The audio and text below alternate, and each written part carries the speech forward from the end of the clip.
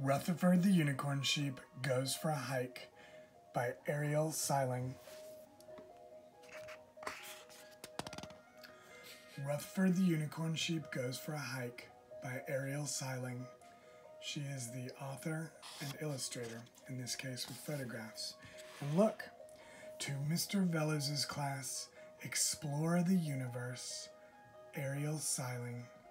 I met her, I bought this book from her, and she signed this to us, to the class. This book is dedicated to Josh Howard, the best business and life partner anyone could ask for.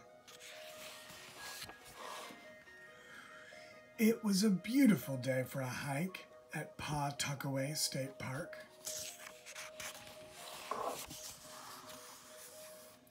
Rutherford the Unicorn Sheep's friend Wilford the Walnut Skunk was so excited.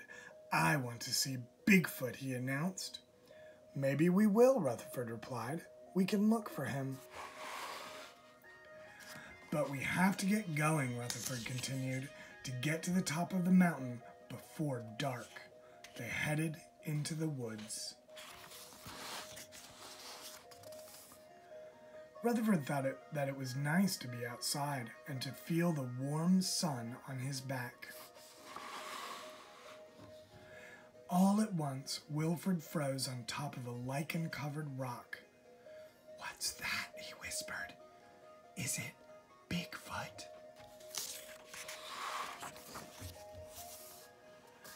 "I don't see anything," Rutherford whispered back, squinting into the trees.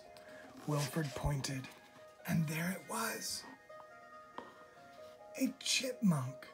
It was eating a little seed. "It's beautiful," Rutherford said. He moved a little closer. "But not Bigfoot," Wilford whispered. Then the chipmunk saw them, turned, and scurried away. Next, they came to a creek. "I'm thirsty," Wilford exclaimed. "You shouldn't drink from streams," Rutherford said. "You don't know where the water has been. You can have some from my water bottle." They hiked the mountain for a long time.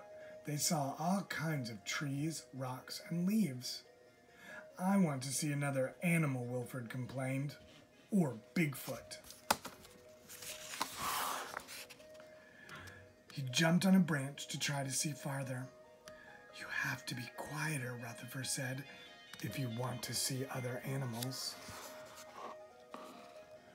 "I think I heard something," Wilford exclaimed, looking up into the trees. "You did." Rutherford pointed to a pine tree right over their heads.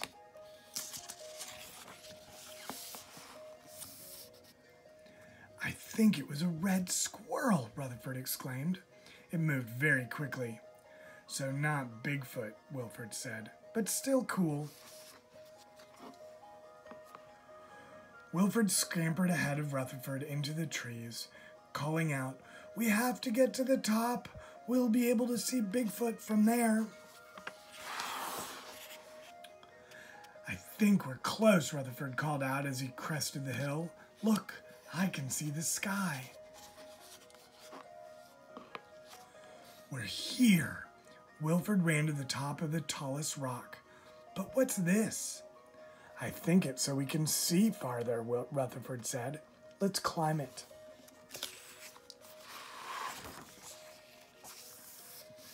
"It's really tall," Wilford said. "I'm a little scared." "Just hold on to the railing and don't look down," Rutherford said. "It'll be worth it." When they got to the top, Wilford gasped. "It's so beautiful," he said.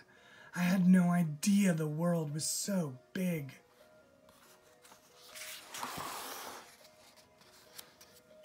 "If you look really hard," Rutherford said, "you might be able to see the ocean." They stared at the scenery for a very long time. Wilford scanned the trees for a glimpse of Bigfoot.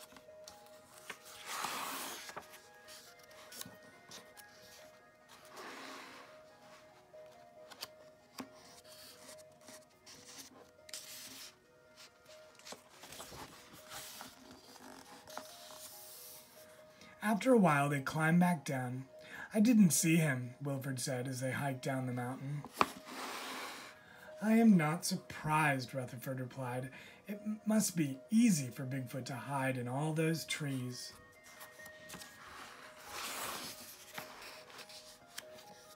Suddenly, Wilford gasped and pointed at a tree. Is that Bigfoot? Rutherford looked, his eyes widening. Then he grinned. It's a porcupine, Rutherford exclaimed. He looked scared. Can we get closer? Wilford asked.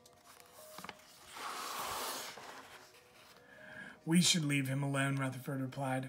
If he wanted to, he would come to us. They kept walking. As the sun got lower in the sky, Wilford commented, after a chipmunk, a red squirrel, and a porcupine, maybe we'll see Bigfoot too.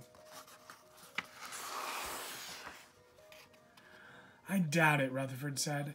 There is only one Bigfoot, after all, while there are lots of those other animals. But there's still time.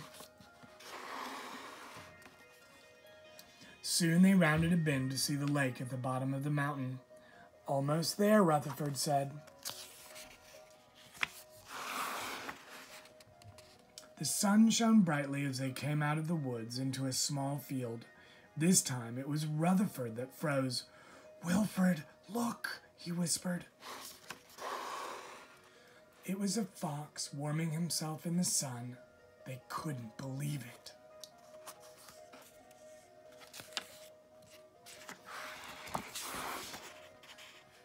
As soon as it saw them, it turned and ran into the woods. Well, Rutherford said, it wasn't Bigfoot, but it was amazing, Wilford exclaimed.